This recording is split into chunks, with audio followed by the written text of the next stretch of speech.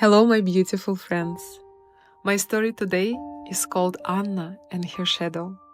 It's about our shadow side, the part of us that we hide, yet it influences our lives more than we realize.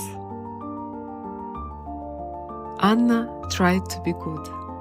She smiled when something hurt her, said yes when she wanted to say no, and always put others' feelings above her own. People called her kind, bright, and understanding, and she took pride in that.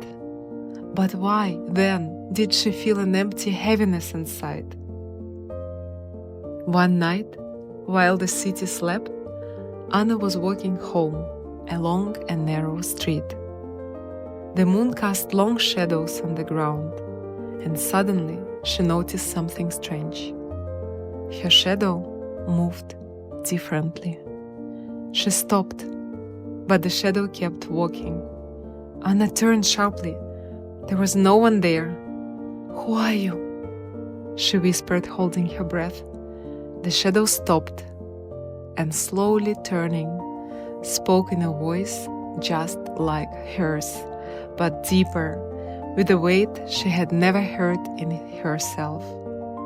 "I am you," the shadow said. "That's impossible," Anna exhaled. The shadow stepped closer. "You hide me, you fear me, but without me you will never be whole." Anna felt a painful but familiar tightening in her chest. "Why should I accept you?" she asked, stepping back. "Because I am your truth," the shadow replied. "I am your pain, hidden behind smiles. I am your anger, disguised as compliance. I am your desires, which you push away because you fear judgment. I am the part of you that you refuse to acknowledge." Anna froze. "But I can't be angry, selfish, or weak." Shadow laughed, not cruelly, but tiredly. "Being yourself doesn't mean being bad. It means being real." Anna lowered her head. A dam inside her broke. All the moments when she had betrayed herself, when she had been afraid to express her feelings, when she had stayed silent to maintain others' comfort, came rushing back. She looked up and for the first time met her shadow's gaze. "How do I accept you?" The shadow smiled. "Stop fearing me. Allow yourself to feel. If you're angry, admit it. If you're hurt, say so. If you want something, let yourself desire it. Stop hiding behind the role of the good girl and become who you truly are." Anna took a deep breath. "I'm afraid that people will turn away. Those who love the mask will leave. Those who love you will accept you," the shadow replied. Anna closed her eyes, and for the first time in years, she allowed herself to feel anger, pain, exhaustion, to feel the desire to be herself. When she opened her eyes, the shadow was still there, but now it no longer felt like a stranger. It was a part of her. From that day on, Anna's world changed. Before, her days were filled with trying to please others. She took on extra work, listened to others' complaints, even when she was exhausted, agreed to meetings she didn't want. But now she had learned to say no.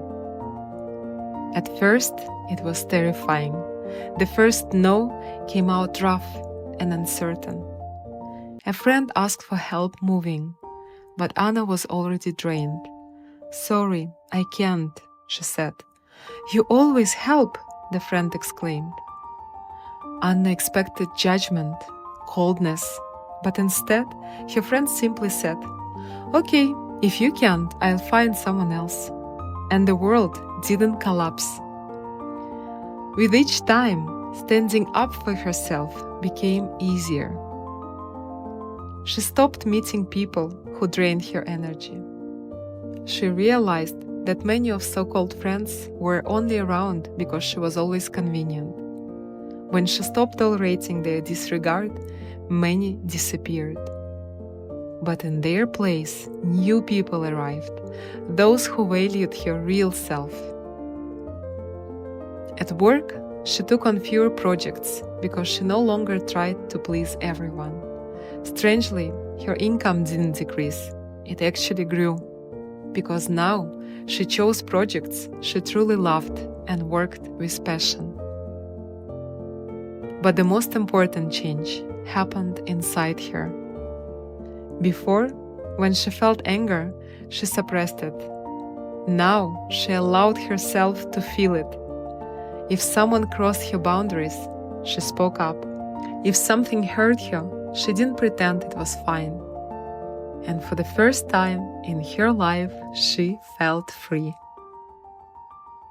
The shadow was no longer an enemy. It had become her ally.